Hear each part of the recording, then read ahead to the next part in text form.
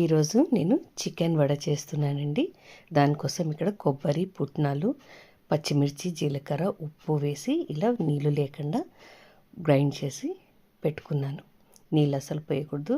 ఇక్కడైతే చికెన్ ఉడకబెట్టి ఇలా మిక్స్ చేసి దీంట్లో గ్రైండ్ చేసి పెట్టుకున్న కొబ్బరి దాంట్లో వేసేసాను. ఇవన్నీ బాగా కలుపుకోవాలి. మంచిగా నీళ్ళు మాత్రం ఒక డ్రాప్ కూడా వేయకూడదు.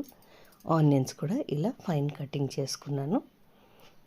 కొంచెం పసుపు, కొంచెం ఉప్పు, కొంచెం షుగరు, కొంచెం అల్లం వెల్లుల్లి పేస్ట్, కొంచెం బియ్యం పిండి ఇవన్నీ వేసుకొని బాగా కలుపుకోవాలండి. కలుపుకొని ఒక 10 నిమిషాలు మనం పక్కకు పెట్టుకోవాలి. ఈ కలపడంలోనే ఉంటుందండి మనకు ఈ వడ అనేది. ఎందుకంటే మనం ఆనియన్స్ ఫైన్ కటింగ్ చేసి వేస్తాం కాబట్టి ఆనియన్స్లో నీరు ఉంటుంది కాబట్టి ఇంకా ఎక్సెస్ వాటర్ మనకు అవసరం ఉండదు. ఒక 15 మినిట్స్ తర్వాత ఇలా వడలుగా వేసేసుకోవడమే. చిన్న మంట మీద మనం కాల్చుకోవాలి.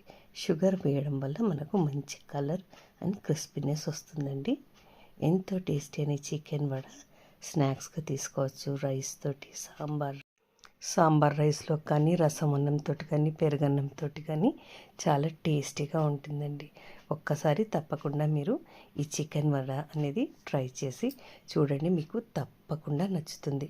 కానీ చికెన్ మాత్రం కొంచెం బాయిల్ చేసి మనం మిన్స్ చేసుకుంటే అప్పుడు వడలు అనేది చాలా అంటే చాలా టేస్టీగా వస్తాయన్నమాట. అంటే పచ్చిగా వేసుకుంటే మనకు అంత టేస్టీగా రావు. Thank you so much for watching.